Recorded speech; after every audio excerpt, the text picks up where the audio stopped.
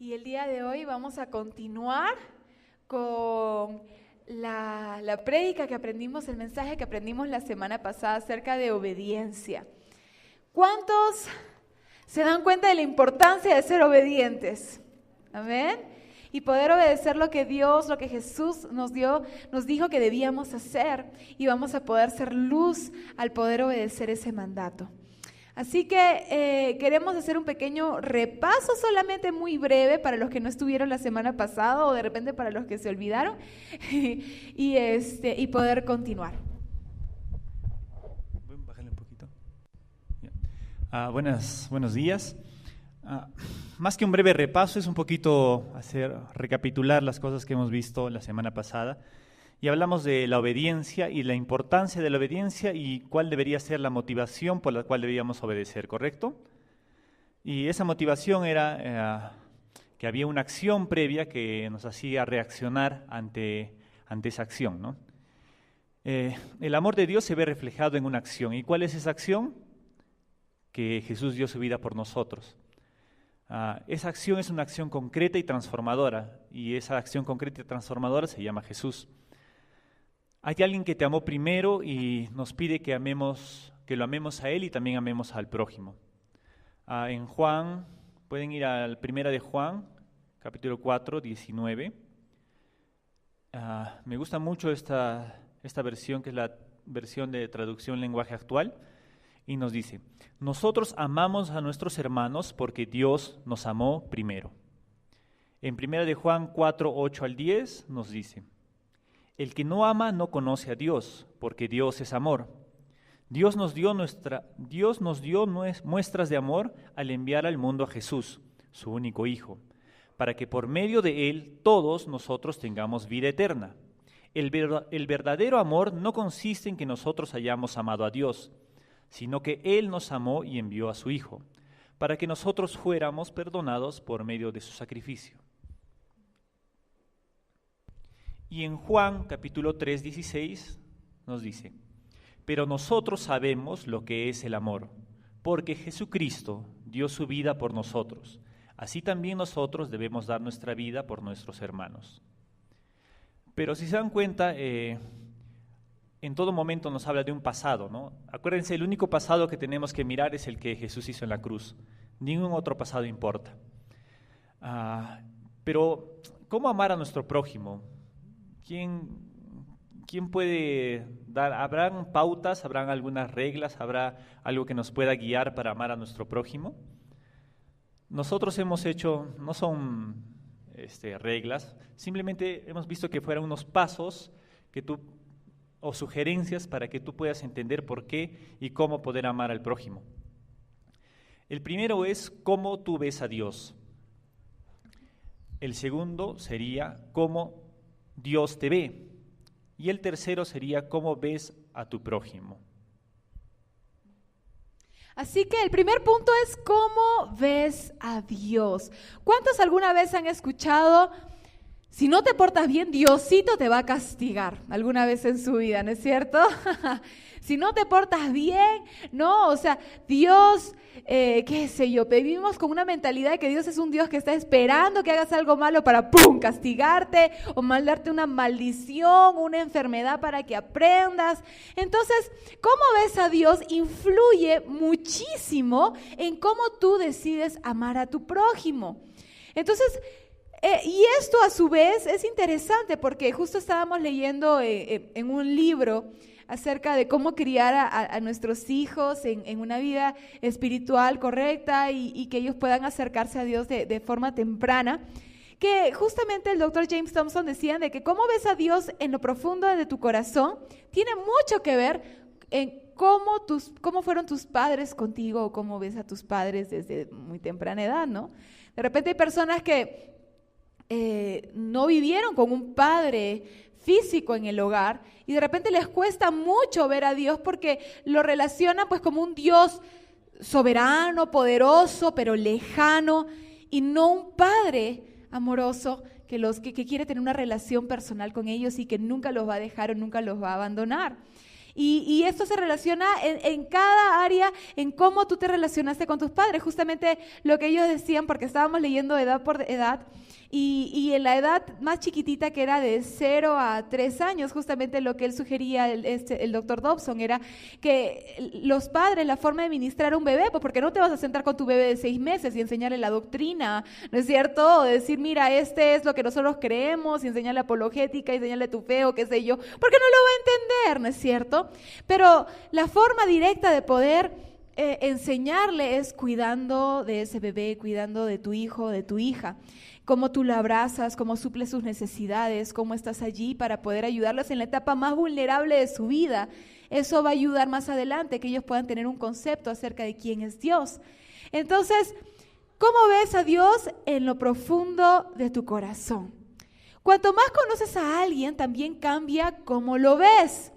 Y es que nosotros hemos crecido mucho, a veces de repente es natural en el ser humano tener una cosa llamada prejuicios. ¿Cuántos alguna vez cometieron un error por un prejuicio? Yo lo he cometido, ¿no?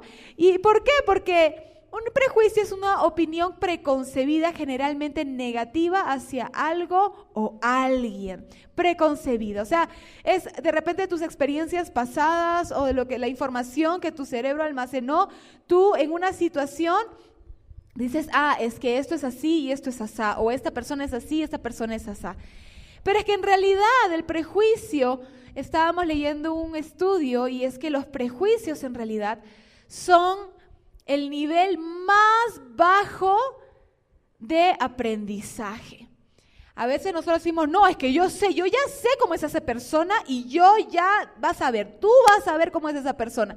Pero en realidad lo que estás haciendo es optar por el nivel más bajo de aprendizaje.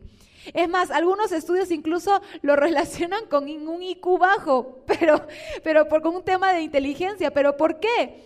Porque el cerebro, ¿qué hace? Tú tienes una información, por ejemplo, ya de tus experiencias pasadas. Entonces, tu cerebro necesita tener toda la información para poder operar y para poder actuar.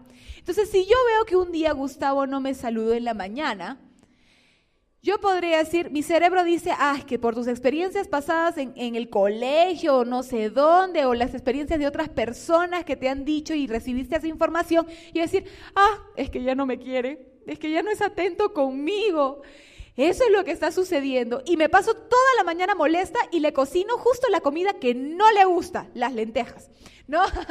y estoy ofendidísima.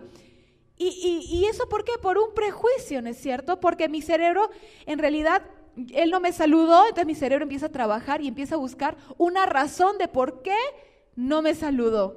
Y empieza a buscar en todo el pasado, los registros pasados, para poder completar y para poder actuar. Pero no estoy aprendiendo nada, solamente estoy actuando con lo que yo ya sé, con patrones pasados de mi vida. Pero si yo a Gustavo le pregunto, oye, Gus, ¿por qué no me saludaste? Y él me dice, discúlpame, es que estaba pensando en el trabajo, en la oficina, en qué sé yo, en otras cosas, pero buenos días, ¿cómo estás? ¿Qué puedo hacer?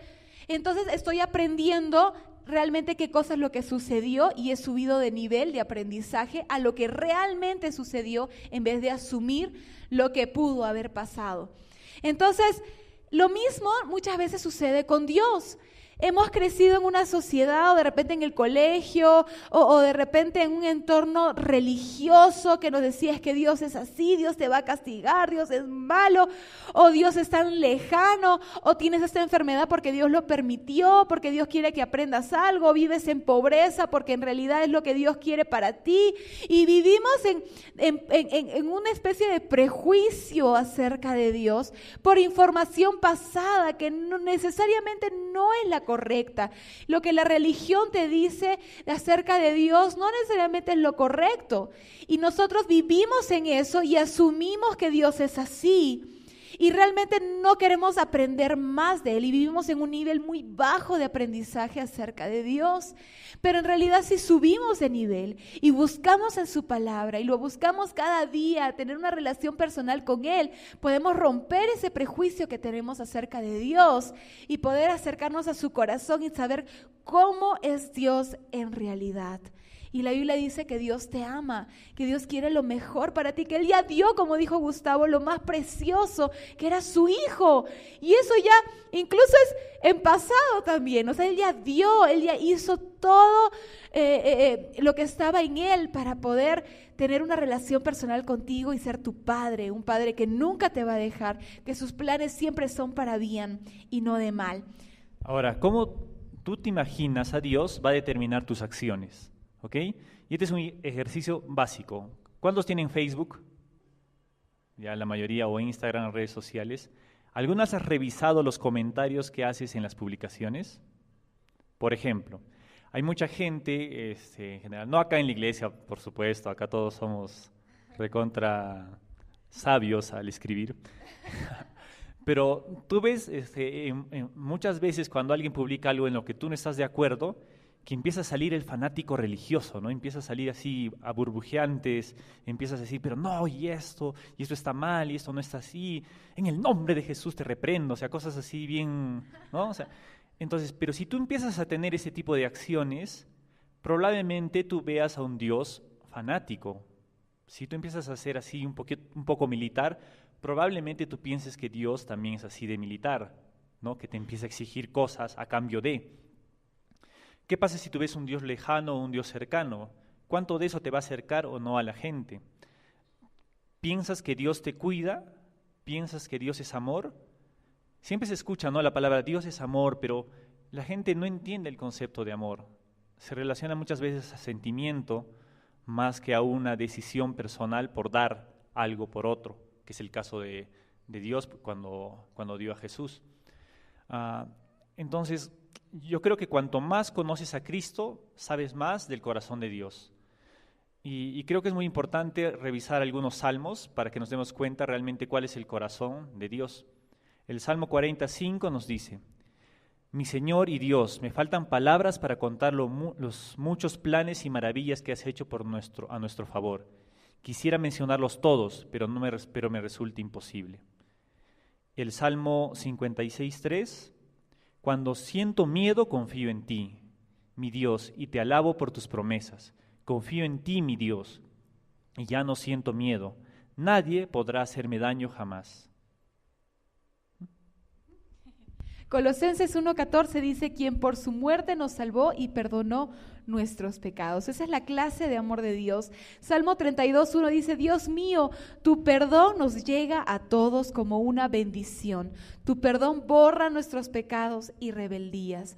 Dios no te condena.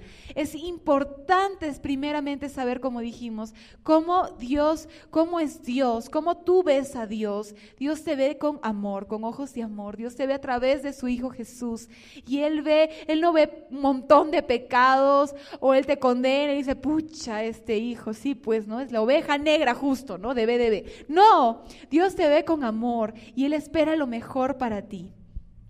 El segundo punto sería cómo Dios te ve. Uno es cómo tú ves a Dios y otro es cómo Dios te ve a ti. Y Dios nos ve como sus hijos o hijas a través de Jesús. Por medio de Jesús, Dios nos va a ver como hijos o hijas. Y quisiéramos que revisen, por favor, Romanos 11:6. Si pueden buscar en sus Biblias, apps, versiones, etc. Romanos 11:6. Pero Dios los eligió porque Él es bueno, y no porque ellos hayan hecho algo por merecerlo. Eso solo puede suceder así porque Dios es bueno de verdad. Nuevamente, pero Dios los eligió porque Él es bueno, y no porque ellos hayan hecho algo para merecerlo. Esto solo puede suceder así porque Dios es bueno de verdad. En Romanos 3:24 nos dice, pero Él nos ama mucho y nos declara inocentes sin pedirnos nada a cambio. Acuérdense eso, nos declara inocentes sin pedirnos nada a cambio. No tienes que hacer muchas cosas para agradar a Dios. Él ya te ama. Por medio de Jesús nos ha librado del castigo que merecíamos por nuestros pecados. Romanos 8:16 también nos dice, el Espíritu de Dios se une a nuestro espíritu y nos asegura que somos hijos de Dios. Es una seguridad. Juan 1:13 dice, son hijos de Dios por voluntad divina y no por voluntad humana. Dios quiso ser tu padre. No puedes hacer nada para merecerlo. Es algo que Él se le dio la gana y Él dijo, vas a ser mi hijo, y así es por su voluntad. Y no hay, la Biblia dice que no hay nada que nos pueda separar del amor de Dios. Y esa es como Dios nos ve a nosotros. El punto 3 es cómo ves a tu prójimo. Ya hemos visto cómo tú ves a Dios. El segundo punto es cómo Dios te ve a ti y te ve como su hijo, su hija, ¿no es cierto? Y el tercer punto es cómo ves a tu prójimo. Mira a la persona que está a tu costado. ¿Cómo lo ves? No me digan con los ojos, no, pues, ¿cómo lo ves? ¿No es cierto? Cuando vas por la calle, cuando te encuentras con esa persona chinche que no te cae, o de repente estás en la cola y alguien, se coló, se metió en la cola a mí me pasa en el Banco de la Nación, que es la cola interminable, ¿no es cierto? Y de repente, pum, y tú, ¿y cómo lo ves? ¿No es cierto? Entonces, cuando alguien en el tránsito se mete y te quita se mete a tu vía y te saluda con el dedo del medio, cariñosamente, ¿cómo ves esa persona? Cuando cuando estás en el banco, que nos ha pasado, o estás haciendo algún trámite burocrático en el seguro o X, y hay alguien que ha estado muchos años en el sistema público, pero no de buena onda, sino renegando, y te empieza a tratar mal, ¿cómo ves a esa persona? Entonces, la pregunta, la que sigue es, ¿lo ves como Dios lo ve, como Dios la ve? Es decir, ya vimos cómo Dios nos ve a nosotros. Y de la misma manera que Dios te ve a ti, ve a todas las personas, ¿no es cierto? Y es a través de la gracia, y con misericordia y con amor. Entonces, cómo ves a esa persona influye mucho en qué cosa vas a hacer para amar a tu prójimo. Jesús murió por ti, pero también murió por tu prójimo. Y tu prójimo tiene que saber esta verdad. Hay un versículo que me gusta mucho y es: no te canses de hacer el bien, porque muchas veces da ganas y uno se cansa de hacer el bien. Ahora, no estamos hablando de maltrato, no estamos hablando de violencia o de insultos, porque obviamente la Biblia dice: ama a tu prójimo como a ti mismo, ¿no es cierto? Y tú sabes cómo Dios te ve, tú eres un hijo, una hija de Dios, y no tienes que estar aguantando cosas que perjudican tu vida, un maltrato doméstico, una violencia o violencia psicológica. Pero lo que estamos hablando es de no cansarte de hacer el bien. Tú puedes ser, ahí se me fue la palabra, no agresivo, no pasivo, ¿cómo? Pero, no pasivo, no agresivo, pero puedes ser asertivo en respuesta, es decir, yo voy a respetar mis derechos sin faltar a los tuyos, ¿no es cierto? Y eso también es amar a tu prójimo y amarte a ti mismo también. Entonces, estamos hablando aquí de ser asertivos con el amor de Dios. Jesús murió por ti, pero también murió por tu prójimo. Tu prójimo tiene que saber esta verdad. Tú puedes hacerle saber con tus acciones que Dios le ama, que Dios murió por él, por ella. Y no verlos como que, es que yo sí soy un hijo de Dios y tú no eres, tú no, o sea, eres... No sé si han visto en YouTube, hay este personaje que nos gusta mucho, que es Juan de Montreal, y tiene un personaje específico que se llama Criticón. Y no queremos que seas un criticón, no es alguien como que, es que yo soy tan santo, tan espiritual, y ustedes pecadores, ¿no? Ustedes incircuncisos, no. La Biblia dice que Dios nos ama a todos y tenemos que llegar a ellos con ese amor. Entonces, amar a tu prójimo es verlo como Dios lo ve. Cuando ves a las personas a través de los ojos de Dios, primero dejas de juzgarlas, porque son tan imperfectas como tú. Voltea a la persona que está a tu costado y dile: soy imperfecto, al igual que tú. Soy imperfecta, igual que tú. Empiezas a darte cuenta que cada uno tiene sus propias luchas, tiene sus propios miedos, tiene sus propias inseguridades, tiene sus propios fracasos, pero también tiene sus propios éxitos, tiene sus propios proyectos, tiene su propia historia. El único que puede darte una nueva vida y cambiar algunas cosas que pueden estar erróneas en tu vida es Dios a través de Jesús. Y para que nos demos cuenta cuán poderoso es este amor de Dios, entremos a Efesios 4:32 para ver también qué es lo que tenemos que hacer. Por el contrario, sean buenos y compasivos los unos con los otros y perdónense, así como Dios los perdonó a ustedes por medio de Cristo. Efesios 4:32, nuevamente. Por el contrario, sean buenos y compasivos los unos con los otros, y perdónense, así como Dios los perdonó a ustedes por medio de Cristo. Y Colosenses 3:13 nos dice lo siguiente: sean tolerantes los unos con los otros, y si alguien peca contra otro, perdónense, así como el Señor los ha perdonado a ustedes. Tenemos que recordar cómo Dios nos encontró cuando nosotros recién fuimos salvos, cuando nosotros conocimos de su amor y de su salvación. ¿Cómo eras tú? Hay un dicho, ¿no?, muy conocido que dice: la vaca no se acuerda de cuando fue ternera, ¿no? Y muchas veces nosotros ya hemos crecido, conocemos a Dios y no somos tolerantes muchas veces con los que recién están por conocer a Jesús, o con los que recién lo han conocido, pero están aprendiendo de su amor todavía. Entonces, nuestra función como iglesia, nuestra función como hijos de Dios, como discípulos de Jesús, no es estar por el mundo mirando por sobre nuestra nariz, ¿no?, a todo el mundo. Al contrario, es poder acercarnos a aquellos que lo necesitan con amor, y queremos animarles a que esta semana podamos cumplir con esto. De repente ahí donde estás, ya se te está viniendo alguien a la cabeza, ¿no? Cuando a mí me sucede eso, de repente ya estás pensando en quiénes puedes llegar. Pues hazlo, ora y pídele a Dios que Él te muestre acerca del amor de Dios, porque la iglesia no está para encapsularse, y no somos un club de cristianos que nos reunimos porque todos somos perfectos y santos. Al contrario, es para alcanzar a más personas, porque ese es el corazón de Jesús, ese es el corazón de Dios, que deja 99 y busca a ese que está perdido. Y Él confía en que nosotros hagamos lo mismo, que vayamos por aquella persona que tú conoces, que aún no conoce a Dios, que aún no conoce de su amor, que es imperfecto, que de repente está viviendo en pecado porque no conoce más allá de eso. Y podamos verlo como Dios lo ve. Eso es lo que tenemos que obedecer. Eso es lo que Dios espera de nosotros. Un ejemplo ya para terminar es lo que pasó conmigo y Sara. Algunos conocen la historia, pero yo antes de conocer a Sara no conocía tampoco a Cristo. Entonces teníamos épocas juergueras, bien bravas. Decía groserías cada cuantos...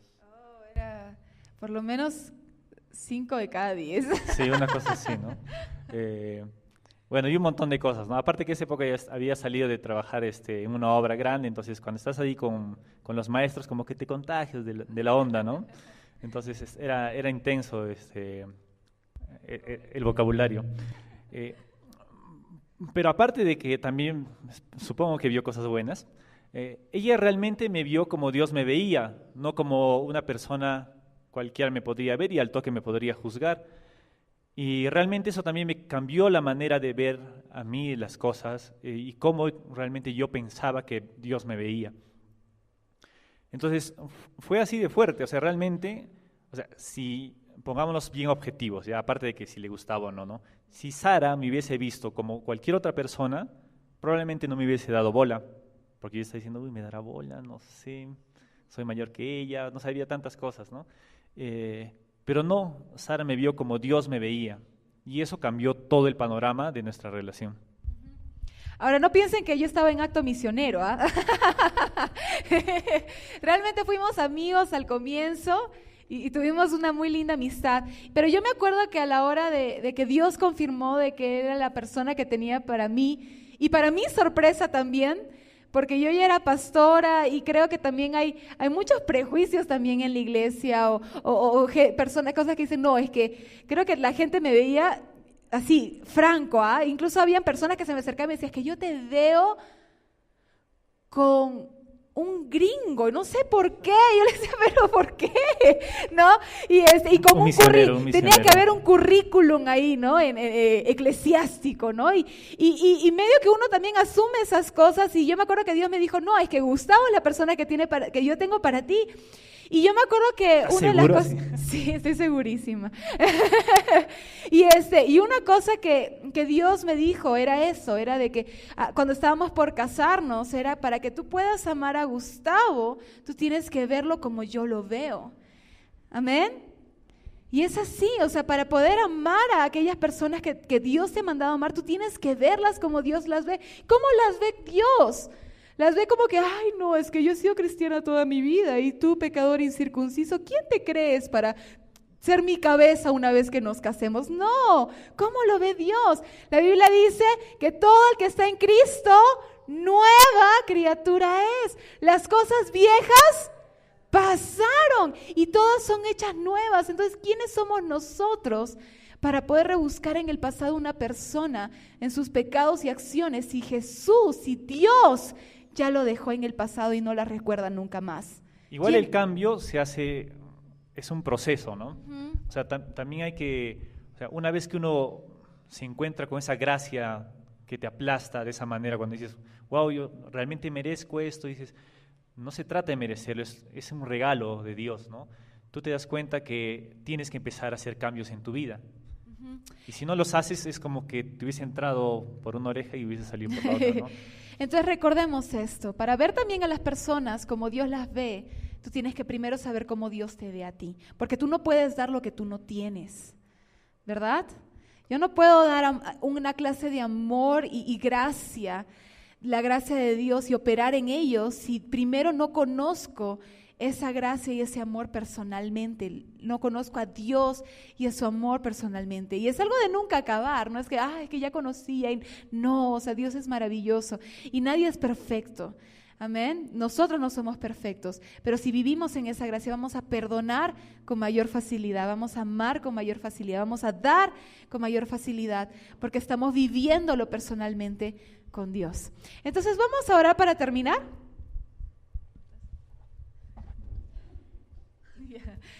Dios, te damos gracias por este día, te damos gracias porque como iglesia tú nos has dado una misión, tú nos has dado un mandato que es amar a nuestro prójimo como a nosotros mismos y amar porque tú nos amaste primero y queremos hacer esto estos días, queremos hacer esto en realidad toda nuestra vida y poder amar y poder dar para poder ser luz, Señor. Sabemos de que tu amor es irresistible, que tu gracia es irresistible, pero tú nos has llamado a nosotros ser luz en esta ciudad para que la gente cuando vea nuestras buenas obras, dice tu palabra, te alabe a ti como el Padre que está en los cielos. Y nosotros queremos vivir y ser obedientes porque queremos que más gente te conozca, queremos que nuestros familiares te conozcan, que nuestros hijos te conozcan, queremos que la gente de nuestro trabajo te conozcan, no queremos ser ese hongo aislado en la oficina, que todo el mundo dice, ay, no digas esto o el otro porque él es cristiano o cristiana, y nos tienen una clase de miedo o esta clase de posición asumida de que nosotros somos santos, Señor, y ellos no, al contrario, queremos que ellos también te conozcan y sean santificados por ti. Gracias, Dios, porque podemos ser accesibles, porque Jesús fue accesible, Dios. Gracias, porque realmente como iglesia vamos a alcanzar a muchas más personas con tu amor. En el nombre de Jesús, amén.